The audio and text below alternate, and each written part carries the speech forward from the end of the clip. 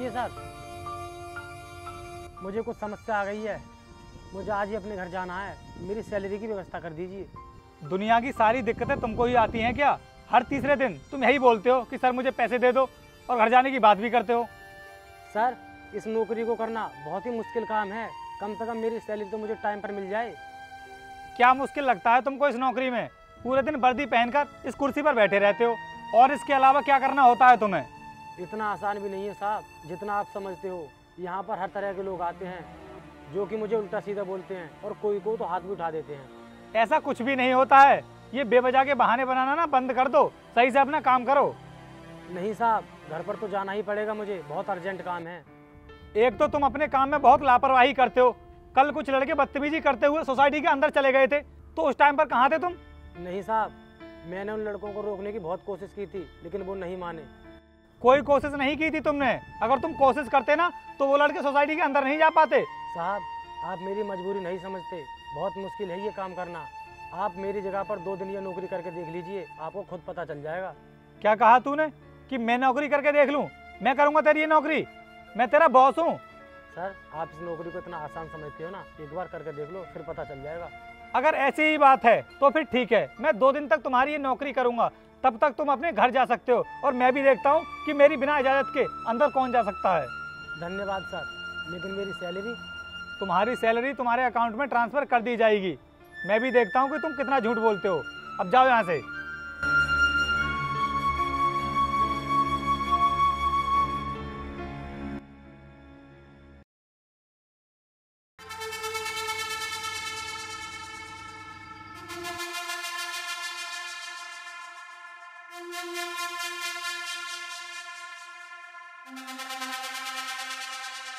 अरे ये गाड़ी किसकी आकर रुक गई सोसाइटी के मेन गेट पर?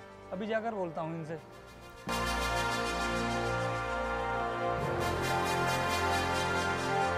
अरे रुकिए मैम, आपने ये अपनी गाड़ी बीच रास्ते में खड़ी क्यों कर दी है? इसको आप पार्किंग में लगवा दीजिए। अबे और 2 कौड़ी के सिक्योरिटी गार्ड, अब तू मुझे बताएगा कि मुझे गाड़ी कहाँ पे खड़ी करनी है? मैम, आप सोसाइटी के मेन गेट पर अपनी गाड़ी नहीं खड़ी कर सकती क्योंकि दूसरे लोगों को आने जाने में प्रॉब्लम होगी। अच्छा, अब तू रोकेगा मुझे? मुझे लगता है तू यहाँ पे नया आया है, इसीलिए इतना बोल रहा है। देखिए मैडम, मैं सिर्फ अपनी ड्यूटी कर रहा हूँ और बेहतर होगा कि आप खुद पे खुद अपनी गाड़ी को पार्किंग में जाकर लगा दीजिए, वरना मैं अभी अपने बॉस को बुला लूंगा। ये मेरी गाड़ी है और मेरी मर्जी, मैं इसे कहीं भी खड़ी करूँ। तू अपनी अकड़ ना अपने पास रख। छोड़िए मैम, मैं गाड़ी को पार्किंग में लगा देता हूँ। कोई जरूरत नहीं है गाड़ी को पार्किंग में लगाने की, ये मेरी गाड़ी है और यहीं खड़ी रहेगी। मैं भी देखती हूँ कि इस गाड़ी को यहाँ से कौन हटाता है। चलो अब अंदर। रुकिए मैम, आप इस तरह सोसाइटी के अंदर नहीं जा सकती जब तक आप अपनी गाड़ी को पार्किंग में खड़ी नहीं कर देंगी। मुझे टच करने की ना गलती भी मत करना, वरना तेरा ऐसा हाल करूंगी कि तू जिंदगी भर याद रखेगा। अब हट यहाँ से।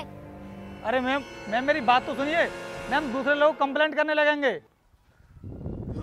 जब मैं अपने ऑफिस में होता हूँ तो सभी लोग मुझे सैल्यूट करते हैं, लेकिन आज इन मैडम ने मुझे सिक्योरिटी गार्ड की ड्रेस में देख करके मुझे बेइज्जत किया।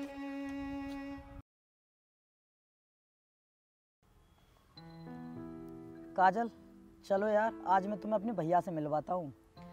आज नहीं, किसी और दिन मिलवा देना, क्योंकि आज मेरा मूड बहुत खराब है। यार, बड़ी मुश्किल से तो मैंने मौका निकाला था अपने भैया से तुम्हें मिलवाने का, और उसके बाद तुम बोल रही हो कि तुम्हारा मूड अपसेट है। लेकिन ऐसा क्या हो गया जो तुम इतनी टेंशन में हो?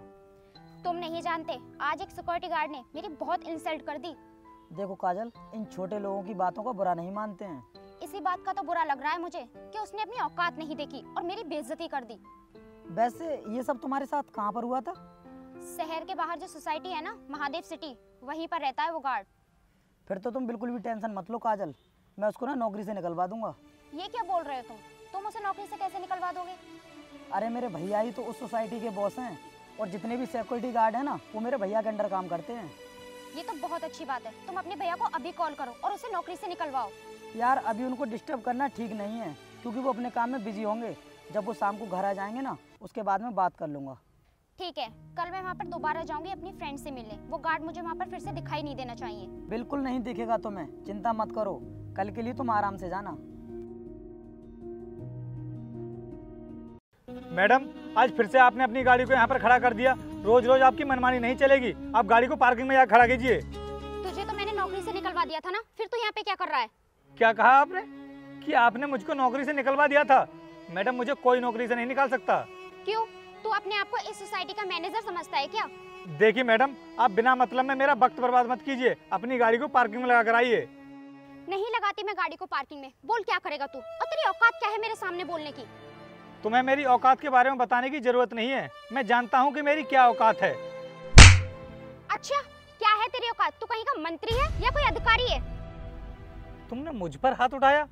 तुम जानती हो मैं ही सोसाइटी का मैनेजर हूँ। ओह अच्छा, तभी तो मैं सोचूं कि इस सिक्योरिटी गार्ड में इतनी अकड़ कहाँ से आई। ये अपने को इस सोसाइटी का मैनेजर समझ रहा है। ऐसा है? बहुत बदतमीजी कर ली तुम लोगों ने मेरे साथ। अब जल्दी से अपनी ये गाड़ी हटा इसको यहाँ से। मैंने कहा इस गाड़ी को यहाँ से हटा जल्दी से। ओह, ज्यादा अकड़ मत दिखा। सिक्योरिटी गार्ड की ड्रेस पहन के अपने आप को इस सोसाइटी का मैनेजर समझ रहा है क्या? ये तुम्हारी समझ से बाहर की बात है कि मैं कौन हूँ। देखो तुम अपने आप को लड़की होने का फायदा उठा रही हो, इसलिए मैं तुमसे कुछ नहीं कह रहा हूँ। तूने मुझे टच किया, मेरा हाथ पकड़ने की हिम्मत की। रुक, मैं अभी पुलिस को बुलाती हूँ, फिर तुझे पता चलेगा। अरे नहीं मैडम, आप पुलिस को मत बुलाइए, वरना मेरी बहुत बदनामी हो जाएगी।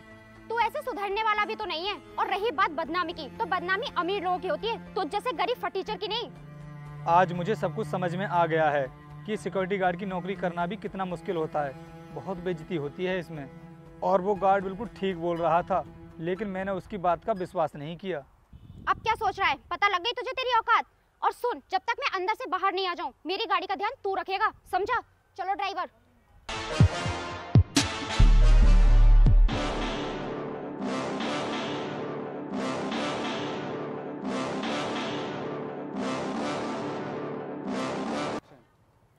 वीर, मैं तुम्हारी गाड़ी के पास खड़ी हूँ, तुम जल्दी से बाहर आओ।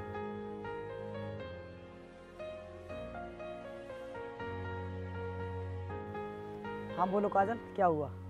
तुम्हें बहुत हंसी आ रही है ना? मुझे तुमसे ये उम्मीद नहीं थी। लेकिन हुआ क्या है, कुछ बताओगी मुझे? तुमने तो मुझसे कहा था कि तुम उस गार्ड को नौकरी से निकलवा दोगे, लेकिन आज उसने फिर मेरे साथ बदतमीजी की। क्या कहा था वैसे उसने? कहा तो कुछ नहीं, लेकिन मैंने इस बार उसे अच्छे से सुधार दिया। लेकिन यार, मैंने भैया से बोला था कि उस गार्ड को नौकरी से निकाल दो। फिर उसके बाद भैया ने मुझसे बोला कि वो गार्ड अपने घर पर गया हुआ है। झूठ बोल रहे हैं तुम्हारे भैया, वो गार्ड मुझे वहाँ पर रोज मिलता है।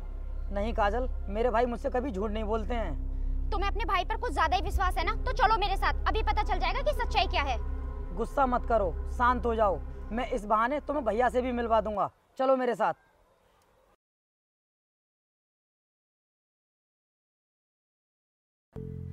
भाई जॉब के बारे में कुछ बता कि आजकल तेरी जॉब कैसी चल रही है? जॉब तो यार ठीक चल रही है, लेकिन आजकल काम का प्रेशर ज़्यादा रहता है। यार प्राइवेट कंपनी में जॉब करने पर काम का प्रेशर तो रहता ही है।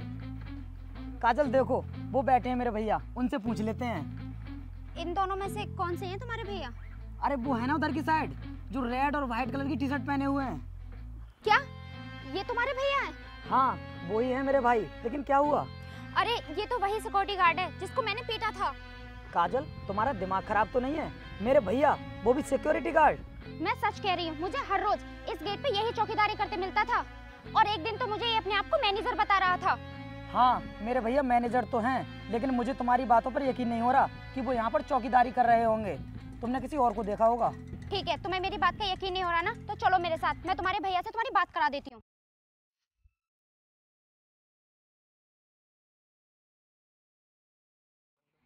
भैया।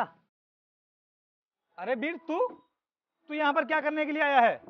और ये लड़की तेरे साथ में क्या कर रही है? ये तो बहुत बदतमीज लड़की है।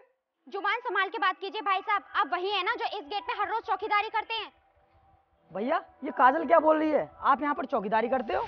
ये बिल्कुल सच बोल रही है, इसने गार्ड समझकर मेरे साथ बहुत बदतमीजी की है। लेकिन भैया आप तो इस सोसाइटी के मैनेजर हो ना, तो फिर आप गार्ड क्यों बने? मैं बताता हूँ कि सर गार्ड क्यों बने थे।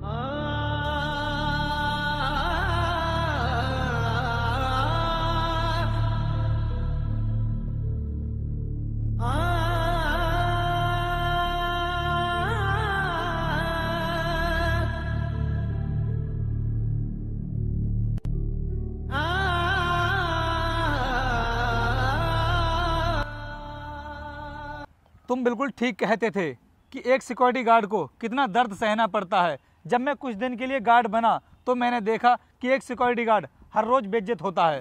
और जो सिक्योरिटी गार्ड की ड्यूटी होती है वो बहुत ही मेहनत की होती है, तुम्हें इसमें बहुत मेहनत करनी पड़ती है। वो तो मैंने आपसे पहले ही कहा था सर। ये सब सहन करने की शक्ति तुम्हारे अंदर ही है। मेरी तो 2 दिन में हालत खराब हो गई। एक सिक्योरिटी गार्ड को पूरे दिन धूप में, सर्दी में, बरसात में बैठे रहना पड़ता है। उसकी ये नौकरी आसान नहीं होती है। साहब अब तो हमें ये सब सहने की आदत सी पड़ गई है। लेकिन एक सिक्योरिटी गार्ड की लोगों की नज़रों में क्या औकात होती है ये अब मैं अच्छे से जान चुका हूँ। सॉरी भैया, मुझे माफ कर देना। मुझे नहीं पता था कि आप गार्ड के रूप में इस सोसाइटी के मैनेजर हो, और अब मैं किसी भी गार्ड के साथ ऐसी बदतमीजी नहीं किया करूंगी। और मैं मानती हूँ कि सारी गलती मेरी ही थी। अब तुम मुझसे माफी इसलिए मांग रही हो क्योंकि तुम्हें पता चल चुका है कि मैं सोसाइटी का गार्ड नहीं बल्कि इसका मैनेजर हूँ। अगर मैं इस सोसाइटी का गार्ड होता ना तो तुम मुझसे कभी भी माफी नहीं मांगती। नहीं भैया, ऐसी कोई बात नहीं है। मैं अपने किए पे बहुत शर्मिंदा हूँ, मुझे माफ कर दो। लेकिन आगे से तुम ध्यान रखना और किसी भी गरीब के साथ ऐसा व्यवहार मत करना, क्योंकि इज्जत उसकी भी होती है। ठीक है भैया, आगे से ऐसा नहीं होगा। ठीक है, अब तुम लोग जा सकते हो। तुम एक काम करो, सही से चौकीदारी करना। अब तुम्हारे साथ कोई भी बदतमीजी नहीं करेगा। अगर कोई बदतमीजी करता है ना तो तुम मुझे बताना।